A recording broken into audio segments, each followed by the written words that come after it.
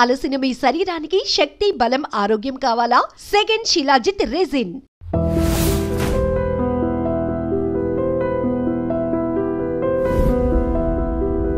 సరే, ఐదుగురు ఎవరంటారు ఇప్పుడు?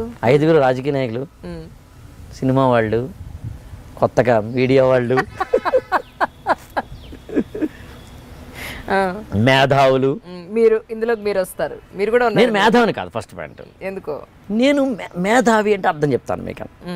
ఇంకొకళ్ళు చెప్పేసేయండి. నలుగురు చెప్పారు, ఇంకొకళ్ళు చెప్పాలి. మేధావులు, సినిమా వాళ్ళు,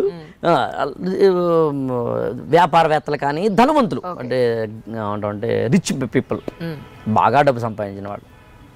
ఈ ఐదుగురు వీళ్ళు తెలివైన వాళ్ళు అండి. అయ్యో, మిగతా వాళ్ళు తెలివి తక్కువ వాళ్ళు. ఈ మొత్తం భారతదేశంలో అతి తెలివైన వాడి పేరు చెప్పండి. ద బెస్ట్ తెలివైన, ఈయన్ని మించిన తెలివి, ముదురు తెలివి, ఏ వీరముదురు, దేశముదురు, ఏదైనా చెప్పండి. ఆడొక పేరు చెప్పండి. ఆయన ఒక పేరు, ఎందుకంటే ఐ షుడ్ రెస్పెక్ట్ కాబట్టి. పేరు చెప్పండి. నేను చెప్పలేను సార్, అంత గొప్ప. నేను చెప్తాను, నరేంద్ర మోడీ. ఎందుకంటే ఇన్ని వేల కోట్ల లక్షల మందిని ఖచ్చితంగా బాగా మోసం అనండి, ఫూల్స్ అనండి. నేను మళ్ళీ ఇప్పుడు చూడండి, ఇదే మాటని లాగి నరేంద్ర మోడీని మోసం చేశారు మీది నాది వేసి ఇంకోటి ఎవడో వేస్తాడు. పూర్తిగా దాన్ని వినరు, దీన్ని వినరు. మోసం అంటలేదు నేను.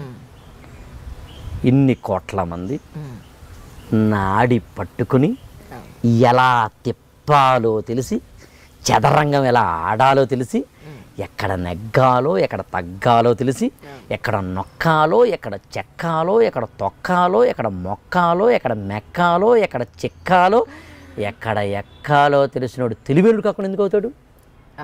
ఖచ్చితంగా అందులో డౌట్ లేదు. నేను ఐదుగురు ఆ టైపు. ఓకే. లేకపోతే రామ్ గోపాల్ వర్మ జిఎస్టీ మీద సినిమా తీసిన అమాయకుడా, బాగా ముదురే తీస్తాడు ఆయన అంటే తెలివైన వాడు. ఏమవుతుందని చెప్తాను మీకు. One minute. తెలివైన వాడండి ఒకప్పుడు సమాజానికి కొద్దో గొప్ప ఉపయోగపడే స్థాయిలో ఉండేవాడండి. తిరిగేద్దామండి. తెలివైన వాడు మంచివాడైతే వాడు ఇంకా బాగా సమర్థుడు అవలేడు. తెలిసినా మీకండి? అవలేడు. అంటే తెలివితేటలకి చావు తెలివితేటలకి తేడా ఏంటి? చావు తెలివితేటలు కూడా తెలివితేటలే, చాలా ప్లెయిన్ వర్డింగ్ అనండి. అది తెలివితేటలు కాదు, చావు తెలివితేటలు కాదు, తెలివితేటలే. నేను మంచివాడినండి, ట్యాక్స్లు బాగా కడతానండి, నాకు స్టూడెంట్కో ర్యాంక్ వస్తుందండి, ఆయన నాకు ర్యాంక్ వచ్చిందని చెప్తేనే నేను ప్రపంచాన్ని తెలియాలనుకుంటానండి. ఇది నా స్టేజ్. మీదో ఇన్స్టిట్యూట్ పెట్టినారండి, నా స్టూడెంట్ మీరు కొనేసారండి, మీరేమో బ్యానర్ వేసారండి, మీకు ఫండింగ్ ఉందండి, మీరు ఇప్పుడు బ్యానర్ వేసి ఫండింగ్ వేసి చేస్తేనేమో మీకు ఇన్స్టిట్యూషన్స్కి మళ్ళీ పెరుగుతుందండి. ఇప్పుడు మీరు పెంచుకోవాలి అంటే, కోచింగ్ని పెంచుకోవాలంటే, మళ్ళీ ర్యాంకులు కొనాలంటే, మళ్ళీ కోచింగ్ పెంచుకోవాలంటే, మళ్ళీ ర్యాంకుని పెంచాలంటే మీరు ఏ మార్గంలో వెళ్తున్నారు? వక్ర మార్గం కాదా? మరి అసలైన మార్గంలో వాడు ఎక్కడ ఉంటున్నాడు? నాకు రీసెంట్గా నాకు అప్పుడప్పుడు ఎమ్మెల్యే స్థాయి వాళ్ళు, ఎమ్మెల్యే కంటెస్టెంట్స్ వస్తుంటారు. ఓకే. ఆయన నా దగ్గరికి వచ్చి స్పెషల్ క్లాస్ తీసుకుంటుంటాను. 1 గంట, 2 గంటలు, 3 గంటలు, 5 గంటలు. ఇంజనీరింగ్ కాలేజ్ చైర్మన్ గా ఎలా మాట్లాడాలని చెప్తుంటారు. ఎలా మాట్లాడాలి, బాడీ లాంగ్వేజ్ ఎలా వాడాలి, ఎట్లా చేయాలి, నేను ఖచ్చితంగా. నేను అందులో దాన్ని రాముడిలో ఉండొద్దండి, కృష్ణుడిలో ఉండమంటాను నేను. అంటే 16,000 మంది గోపికలు కాదు నా ఉద్దేశం. Krishna's political theory is different from Rama's political theory.